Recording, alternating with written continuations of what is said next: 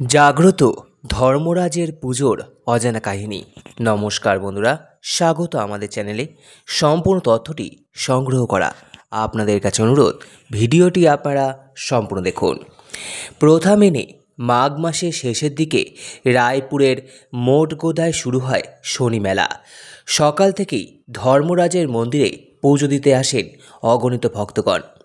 রাজা নেই রাজত্ব, তবু ইতিহাসের সাক্ষী হয়ে আজও দক্ষিণ বাঁকুড়ার জঙ্গলমহলের মানুষের কাছে সমানভাবেই প্রাসঙ্গিক 2 শতাব্দী প্রাচীন মঠগোদার শনি মেলা। প্রায় 250 বছরের প্রাচীন এই মেলাতে এখন লেগেছে আধুনিকতার ছোঁয়া। স্থানীয় সূত্রের খবর, প্রতি বছরই মাঘ মাসের শেষ শনিবার রায়পুরের মঠগোদাতে এই মেলা বসে।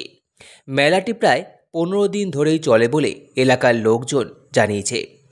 জন্মলগ্ন থেকে তৎকালীন সময়ে রাজপ্রথা মেনে চলত মেলা, তবে বর্তমানে মেলাটি আর রাজাদের মেলা হিসাবে পরিচিত নয়। এক সময় রাজাদের মেলা বর্তমানে পরিণত হয়েছে সর্বজনীন শনি মেলা। রয়েছে কিংবদন্তির বিশ্বাস, শ্যামসুন্দরপুর গ্রামের ভগবান বাঁধের পাড়ে ধর্মরাজ ঠাকুরের অবস্থান ছিল। রাজা ছত্রনারায়ণ তুঙ্গদেও পরবর্তীকালে মেদিনীপুরের নেতাই গ্রামে বৈকুণ্ঠ ধীবরকে শনি দেবতার পুজো করার দায়িত্ব পান। ইতিহাস থেকে জানা যায়, 1247 সালে শ্যামসুন্দরপুরের রাজা ছত্রনারায়ণ তুঙ্গদেও এর পুত্র সুন্দরনারায়ণ তুঙ্গদেও মঠগোদায় ক্ষেত্রমোহন পণ্ডিতকে ঠাকুরের পুজো করার জন্য জমিদান করেছিলেন। এছাড়া ঠাকুরের পুজো করার দায়িত্ব দেওয়া হয়। সেই থেকেই এই পরিবারের সদস্যরা ধর্মরাজ দেবতার পুজো করে আসছেন। মঠগোদা, রায়পুর, শনি মন্দির, ধর্মরাজ মন্দির ও সূর্য মন্দির। বাঁকুড়া থেকে আসতে হলে বাঁকুড়া বাস স্টপ থেকে বাসে করে ধলডাঙ্গা হয়ে সিমলাপাল, পিরোরগাড়ি মোড়, রায়পুর মঠগোদা বাস স্টপে নামলেই মন্দিরে পৌঁছানো যাবে। বাবা ধর্মরাজের চরণে শতকোটি প্রণাম।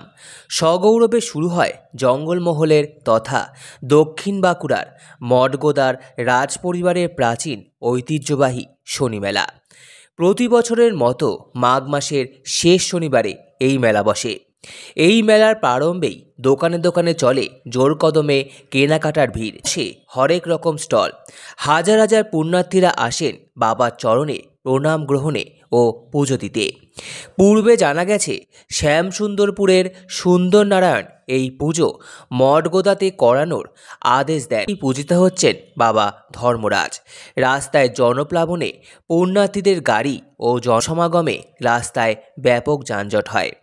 সম্পূর্ণ ভিডিওটি দেখার জন্য আপনাদের সকলকে অসংখ্য ধন্যবাদ। ভিডিওটি ভালো লেগে থাকলে লাইক, কমেন্ট, শেয়ার এবং চ্যানেলটিকে অবশ্যই সাবস্ক্রাইব করুন। ধন্যবাদ।